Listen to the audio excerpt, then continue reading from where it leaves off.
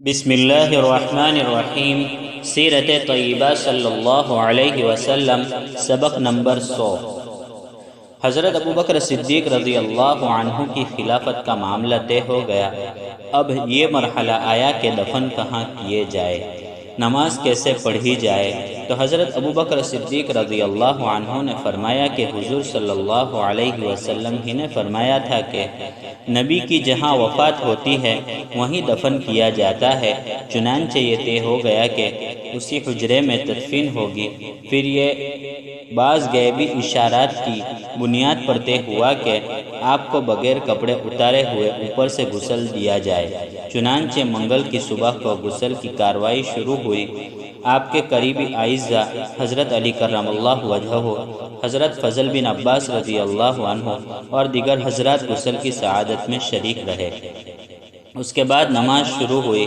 انبیاء علیہ السلام کی نماز عام لوگوں کی طرح نہیں ہوتی، بلکہ اکیلے اکیلے پڑھی جاتی ہے۔ پورے مدینہ والوں کو نماز پڑھنی تھی، اس لیے لائن لگا کر لوگ حجرہ مبارکہ میں جاتے رہے اور نماز پڑھتے رہے۔ پہلے مردوں نے نماز پڑھی، پھر بچوں نے پڑھی اور بعد میں عورتوں نے پڑھی۔ پورا منگل کا دن اور بدھ کی رات میں تہجد کے وقت تک نماز پڑھی جاتی رہی۔ پھر وہیں پر آپ کی تدفین ہوئی۔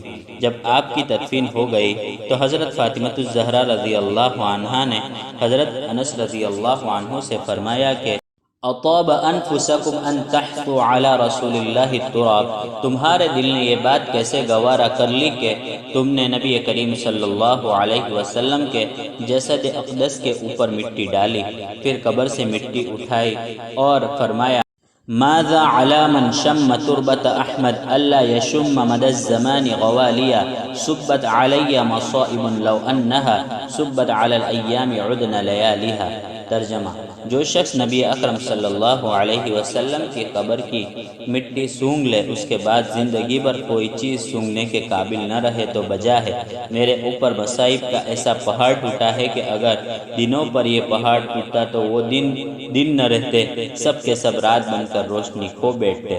حضرت انس رضی اللہ عنہ فرماتے ہیں کہ جس دن نبی کریم صلی اللہ علیہ وسلم مدینہ منورہ تشریف لائے تو مدینہ کے در و دیوار چمکتے ہوئے اور روشن محسوس ہوتے تھے، اور جس دن آپ صلی اللہ علیہ وسلم نے وفات پائی تو پوری مدینہ میں ایک طرح کی ظلمت اور تاریکی چھائی ہوئی تھی کہ آج سرور دو عالم تاجدار مدینہ محمد عربی صلی اللہ علیہ وسلم رخصت ہو گئے۔ لیکن بہرحال جانا تو ہر ایک کو ہے، یہاں نہ کوئی ہمیشہ کے لیے آیا ہے اور نہ ہمیشہ کے لیے آئے گا۔ جناب رسول اللہ صلی اللہ علیہ وسلم سے زیادہ اللہ کا مقرب کون ہوگا؟ جب آپ ہی نہ رہے اور پردہ فرما گئے تو اور کون رہ سکتا ہے؟ لیکن ہمارا یہ عقیدہ ہے کہ اگرچہ آپ ہماری نظروں سے پردہ فرما چکے، لیکن اپنی قبر اطہر میں باحیات تشریف فرما ہے، اور جو آپ کی خدمت میں حاضر ہوتا ہے آپ خود اس کے سلام کو سماعت فرماتے ہیں اور جواب مرحمت فرماتے ہیں۔ بعض روایات میں ہے کہ جس نے میری قبر کی زیارت کی گویا کہ اس نے زندگی میں میری قبر کی زیارت کی۔